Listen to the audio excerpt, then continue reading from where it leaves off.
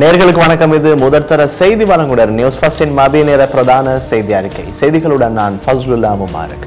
முதலில் தலைப்புச் செய்திகள்.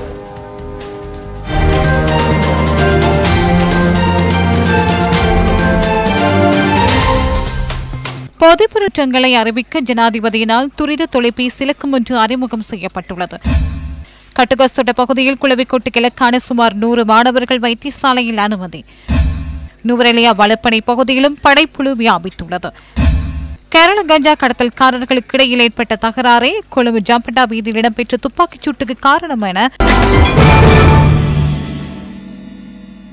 முதலில் உள்நாட்டு செய்தி. போதைப்பொருள் குற்றங்களை அறிவிக்க ஜனாதிபதியினால் துரித தொலைபேசி இலக்கம் ஒன்று அறிமுகம் செய்யப்பட்டுள்ளது. எதிர்வரும் காலங்களில் போதைப்பொருள் குற்றங்கள் தொடர்பில் 1984 என்ற துரித தொலைபேசி இலக்கத்திற்கு அறிவிக்க முடியும். பாடசாலை மாணவர்கள் மத்தியில் போதைப்பொருள் பாவனையை தடுக்கும் தேசிய திட்டம் இன்று ஜனாதிபதி மைத்ரிபால சிறிசேன தலைமையில் நடைபெற்றது. இந்த நிகழ்வு முல்லைத்தீவு முள்ளியவிளை வித்யானந்தா கல்லூரியில் இன்று முற்பகல் நடைபெற்றது. இன்று முதல் எதிர்வரும் 28ஆம் தேதி வரை போதைப்பொருள் ஒழிப்பு பாடசாலை வாரம் பிரகடனப்படுத்தப்பட்டது. கடுகஸ்தோட்ட பகுதியில் குளவிக்கொட்டு கிழக்கான சுமார் 100 மாணவர்கள் வைத்தியசாலையில் அனுமதிக்கப்பட்டுள்ளனர். கடுகஸ்தோட்ட புனித அந்தோனியார் ஆண்கள் பாடசாலையில் கல்வி கற்கும் மாணவர்களே குளவிக்கொட்டு கிழக்கு ஆகியுள்ளதாக போலீசார் தெரிவித்தனர். இன்று காலை இந்த அனர்த்தம் இடம்பெற்றுள்ளது. குளவிக்கொட்டு கிழக்கான மாணவர்கள் அங்கிருந்து தப்பியோட முயற்சித்த போது சிலர் விழுந்து காயம் ஏற்பட்டுள்ளதாகவும் போலீசார் கூறினர். காயமடைந்த அனைத்து மாணவர்களும் கண்டி போதனா வைத்தியசாலையில் அனுமதிக்கப்பட்டுள்ளனர். நுவரெலியா வலப்பனை பகுதியிலும் படைப்புழு வியாபித்துள்ளது. வலப்பனை தெரிபெஹே பகுதியில் சோளப்பயிற்சி காணியில் படைப்புழு கண்டுபிடிக்கப்பட்டதாக நுவரெலியா மாவட்ட செயலாளர் ரோஹண புஷ்பகுமார் தெரிவித்துள்ளார். இதனை அடுத்து சோளப்பயிற்சியை அழிப்பதற்கு நடவடிக்கை எடுக்கப்பட்டதாக மாவட்ட செயலாளர் தெரிவித்துள்ளார். நுவரெலியா மாவட்டத்தில் முதலாக கடந்த வாரம் ஹட்டன் ருவான்புர பகுதியிலேயே படைப்புழு கண்டுபிடிக்கப்பட்டது. இதேவேளை சோளத்தை கொண்டு செல்லும் சந்தர்ப்பங்களில் அதற்கான விசேட வேலை திட்டங்களை முன்னெடுப்பதாக மாவட்ட செயலாளர் ரோஹண புஷ்பகுமார் மேலும் தெரிவித்துள்ளார். கிளிநொச்சி, அம்பாறை, ஹம்பாந்தோட்டை, அனுராதபுரம் உள்ளிட்ட பல மாவட்டங்களில் படைப்புழுக்களினால் சோளப்பயிற்சிகை பாதிக்கப்பட்டுள்ளது. புத்தளம் மாவட்டத்தின் உரைச்சோலை பாலையடி பகுதியில் படைப்புழுக்களால் கோவா செய்கை பெரிதும் பாதிக்கப்பட்டுள்ளது. இதனால் பெரும் பொருளாதார நெருக்கடி ஏற்பட்டுள்ளதாக விவசாயிகள் கூறுகின்றனர். இதேவேளை படைப்புழு தாக்கம் அதிகரித்துள்ள நிலையில் அதனை ஒழிப்பதற்காக மாவட்ட மட்டத்தில் 3 குழுக்கள் நியமிக்கப்பட்டுள்ளதாக விவசாய திணைக்களம் தெரிவித்துள்ளது. முன்மொழியப்பட்டுள்ள புதிய அரசியலமைப்பு தொடர்பில் அரசியல் பிரதிநிதிகள் மற்றும் சட்டத்தரணிகள் தமது கருத்துக்களை தெரிவித்திருந்தனர். புதிய அரசியலமைப்பை ஏற்படுத்த அரசியலமைப்பு சபைக்கு பாராளுமன்றம் அனுமதி வழங்கியது. இது சட்டமூலம் அல்ல, இது ஒரு அறிக்கை கலந்துரையாடலுக்காக முன்வைக்கப்பட்டுள்ளது. இதில் அடங்கியுள்ள 2 காரணங்களை விசேடமாக அது தொடர்பில் எதிர்ப்பு இதுவரை தெரியப்படுத்தப்பட்டுள்ளது. 399 சரத்துக்கள் இதில் இருக்கின்றன. ஏக்கிய ராஜ்ய என்றும் ஒருமித்த நாடு என்றும் அதிலேயே விளக்கமாக குறிப்பிடப்பட்டுள்ளது. அதிலேயே பிளவுபடுத்த முடியாத நாடு என்றும் குறிப்பிடப்பட்டுள்ளது. 2வது சரத்தில் அரசாங்கத்தின் தன்மை என்பது இனவாதத்தை தூண்ட பயன்படுத்தும் ஒரு முறை என்பதை தெளிவாக குறிப்பிட விரும்புகின்றோம். அரசியலமைப்பை இவர்களது முக்கிய காரணம். பாராளுமன்றத்தை அரசியலமைப்பு சபையாக மாற்றினார்கள். அது தொடர்பான செயலகத்துக்கு வெளிநாட்டவர்களுக்கும் பணம் கொடுத்தனர். அவர்களுக்கு தேவையான விதத்தில் பாராளுமன்றத்தை நடத்த முயன்றனர். சுமந்திரன் பிரதமரையும் மீறி அமைச்சர் போல் செயற்பட்டார். பிரதமரான ரணில் இருந்தாலும் அரசியலமைப்பை கொண்டு வரும்போது சுமந்திரனை பிரதமராக இருந்தார். இது கவலைக்குரியது. இந்த நாட்டை அழிக்கும் கொடியவர்கள் புதிய அரசியலமைப்பை சம்மதிக்க வைப்பதில்லை. நீங்களே அதை செய்வீர்கள். இந்த நாட்டில் பாரிய கொள்ளை ஒன்று இடம்பெறுகிறது. இவை அனைத்தையும் இல்லாது ஒழிக்க வேண்டும். நாட்டை எங்கு கொண்டு செல்கின்றனர்? அரசியலமைப்பை கொண்டு வர முயற்சிக்கின்றனர். தற்போது மாகாண சபை முறைமை தொடர்பில் கதைக்கின்றனர். கேரள கஞ்சா கடத்தல்காரர்களுக்கு இடையில் ஏற்பட்ட தகராறே கொழும்பு ஜம்பட்டா வீதியில் இடம்பெற்ற துப்பாக்கிச் சூட்டிற்கு காரணமாக இருக்கலாம் என போலீசார் சந்தேகம் வெளியிட்டுள்ளனர். நேற்று இடம்பெற்ற துப்பாக்கிச் சூட்டில் 32 வயதான ஒருவர் காயமடைந்துள்ளதுடன் அவர் தேசிய வைத்தியசாலையில் சிகிச்சை பெற்று வருகின்றார். கிருஷ்ணா மற்றும் ஆரோன் எனும் குழுக்களுடன் தொடர்புடைய நபரே இவ்வாறு துப்பாக்கிச் சூட்டுக்கு இலக்காகியுள்ளதாகவும் போலீசார் குறிப்பிட்டனர். சம்பவம் தொடர்பிலான விசாரணைகளுக்கு 4 குழுக்கள் நியமிக்கப்பட்டுள்ளன. நேற்று மாலை 6:45 மணி அளவில் மோட்டார் சைக்கிளில் வருகை தந்த 2 முச்சக்கர வண்டியில் பயணித்துக் கொண்டிருந்த நபர் மீது துப்பாக்கி பிரயோகம் மேற்கொண்டு தப்பிச் சென்றுள்ளனர். தங்கல்ல குடாவெல்ல மீன்பிடி துறைமுகத்தில் இடம்பெற்ற துப்பாக்கிச் சூட்டு சம்பவம் தொடர்பில் மற்றொரு சந்தேக நபர் கைது செய்யப்பட்டுள்ளார். தங்காலை விசாரணை பிரிவின் அதிகாரி குழுவினரால் பெலியத கலகம பகுதியில் சந்தேக நபர் கைது செய்யப்பட்டுள்ளார். 31 வயதான சந்தேக நபர் குறித்த சம்பவத்திற்கு உதவி புரிந்த குற்றச்சாட்டில் கைது செய்யப்பட்டுள்ளதாக போலீசார் தெரிவித்தனர்.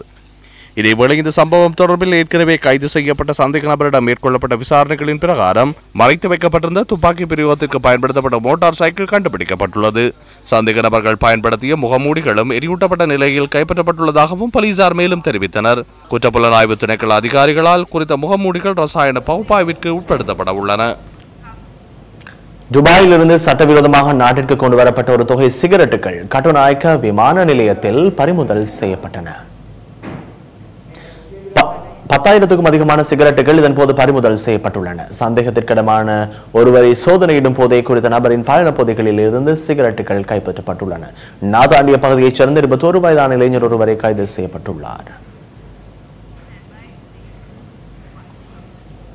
சேதவத்த வெள்ளம்பிட்டிய சிறிபால பிந்து வீதி நேற்று திறந்து வைக்கப்பட்டது.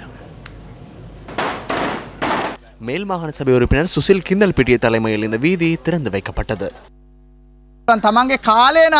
தங்களுடைய நேரத்தை வீணடிக்க முடியும், குடும்ப வேலைகளை ஒரு பக்கம் வைத்துவிட்டு பொது சேவைகளுக்காக தன்னை அர்ப்பணிப்பவர்களை நகர சபைக்கு தெரிவாக முடியும். இந்த வடிகாணி நிர்மாண பணிகள் இன்னும் 2 மாதங்களுக்குள் செய்து முடிக்கப்படும். சொந்த காலில் நிற்பவர்களுடன் இணைந்து செயற்படுவது எனது ஆசை.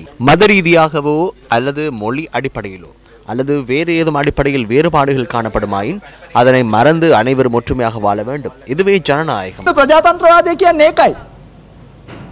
திருகோணமலை சேருநுவர பகுதியில் யானை தாக்கியதில் ஒருவர் உயிரிழந்துள்ளார். அதிகாலை 1:30 அளவில் இந்த சம்பவம் நேர்ந்ததாக போலீசார் தெரிவித்தனர். கிளிவெட்டி பகுதியைச் சேர்ந்த 58 வயதான ஒருவரே இவ்வாறு யானை தாக்கி உயிரிழந்துள்ளார். சேருநுவர போலீசார் மேலதிக விசாரணைகளை முன்னெடுத்து வருகின்றனர். இதோட பல தடவை சார் இதே மாதிரி பிரச்சனை நடந்து கொண்டு இருக்கு. இப்போ நேற்றைய தினம் எங்களோட மாமா தான் அவர் வயலுக்கு காவலுக்கு சென்றவர். வயலில் காவலுக்கு பார்த்து கொண்டிருக்கும்போது யானை இவர் பாடியை பின்பக்கம் இழுக்க இவர் ஓடி இருக்கார். ஓடினது பிறகு சார் அதிலே வச்சு வயலுக்கு போட்டு அடித்து தலை நுறங்கி போயிட்டு கை காலெலாம் உடஞ்சி போயிட்டு இப்படியான நிலையில் அவர் எடுத்து வந்திருக்கு. அவர் வயல் வழியெல்லாம் சாப்பிட்டு தான் ஆனால் ஆனை வேலி போட்டுருக்காங்க. அது கரண்டு ஒன்றுமே விடலை. தொடர்வது விளையாட்டு செய்தி. பிளாட்டினம் விருது வழங்கல் விழாவின் 6ஆம் நாளுக்கான ஊக்குவிப்பு செயற்திட்டம் இன்று மன்னார் புனித சவேரியார் கல்லூரியில் முன்னெடுக்கப்பட்டது. பிளாட்டினம் விருது வழங்கல் விழாவுக்கு அலியான்ஸ் நிறுவனம் ஊடகனுசரணை வழங்குகின்றமை குறிப்பிடத்தக்கதாகும். தேசிய ரீதியிலான ஆற்றல் மிகுந்த வீர வீராங்கனைகளை கௌரவிக்கும் நோக்குடன் பிளாட்டினம் விருது வழங்கல் விழா ஏற்பாடு செய்யப்பட்டுள்ளது. வடமாகாண பிரதிக்கல்வி பணிப்பாளர் ஆர் ராஜசீலன், மன்னார் மாவட்ட பிரதிக்கல்வி பணிப்பாளர் பி ஞானராஜ் உள்ளிட்டோர் இன்றைய ஊக்குவிப்பு செயற்திட்டத்தில் கலந்து கொண்டனர். கலை நிகழ்வுகள் விழாவுக்கு மேலும் அழகு சேர்த்தன.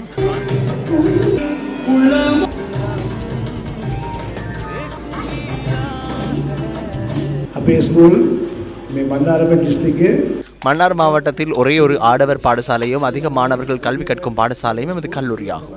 எமது மாணவர்கள் விளையாட்டில் அதிக ஆர்வத்துடன் செயற்படுகின்றனர். வடக்கு விளையாட்டுத்துறைக்கு பெருமை சேர்க்கின்ற ஒரு பெரிய மாவட்டமாக நாங்கள் கருதுகின்றோம். இந்த மாவட்டத்திலிருந்து அற்புதமான உதைபந்தாட்ட வீரர்கள், விளையாட்டு வீரர்கள் வருடந்தோறும் எமது மாகாணத்துக்கு பெருமை சேர்க்கின்ற வீரர்களை கொண்டு இருக்கின்ற இந்த மாவட்டத்திலே கடந்த 3 வருடங்களாக இந்த நிகழ்வை சிறப்பாக செய்து வருகின்ற இந்த நிறுவனம் இன்று எம்மை நாடி வந்திருக்கின்றது. எமது எதிர்வரும் காலங்களில் உங்கள் இந்த பாராட்டுதல்கள் எமது விளையாட்டுத்துறையை மேம்படுத்தும். ஊக்குவிப்பு செயற்திட்டத்திற்கு இணையாக கல்லூரி மாணவர்களுக்கு பேஸ்பால், கால்பந்தாட்டம் உள்ளிட்ட விளையாட்டுகளின் நுணுக்கங்களும் மாணவர்களுக்கு கற்றுக் கொடுக்கப்பட்டன. பத்திமா மத்திய மகா வித்தியாலயத்தின் மெய்வல்லுநர் வீரரான நசார் கான் மன்னார் மாவட்டத்தின் அதிசிறந்த வீரருக்கான தங்கப்பதக்கத்தை சுவீகரித்தார். கொண்டாச்சி முஸ்லிம் மகா வித்தியாலயத்தின் ஜேசுதன் பீரிஸ் வெள்ளிப் பதக்கத்தையும், புனித லூசியா வித்தியாலயத்தின் ஜெமினேசன் ரோஜ் வெண்கலப் பதக்கத்தையும் வெற்றி கொண்டனர். எனக்கு இங்க முதலிடத்தை தந்திருக்காங்க. இதெல்லாம் நான் இன்னும் முன்னேறி போவேன். சிரச சக்தி ஊடக வலையமைப்பு மற்றும் அலியான்ஸ் நிறுவனம் இணைந்து வழங்கும் மற்றொரு அத்தியாயம் இன்று மன்னாரில் உள்ள புனித சேவியர் ஆண்கள் வித்தியாலயத்தில் ஆரம்பிக்கப்பட்டது. இந்த விருது வழங்கல் விழாவின் போது 3 வீரர்கள் இதன் போது கௌரவிக்கப்பட்டு பதக்கங்கள் அணிவிக்கப்பட்டனர். இந்த அத்தியாயத்தினுடைய மற்றொரு கட்டம் நாளை யாழ்ப்பாணத்திலும் இடம்பெற இருக்கின்றது. ஸ்போர்ட்ஸ் ஃபெஸ்டுக்காக மன்னாரிலிருந்து ரத்னம் கோகுலன்.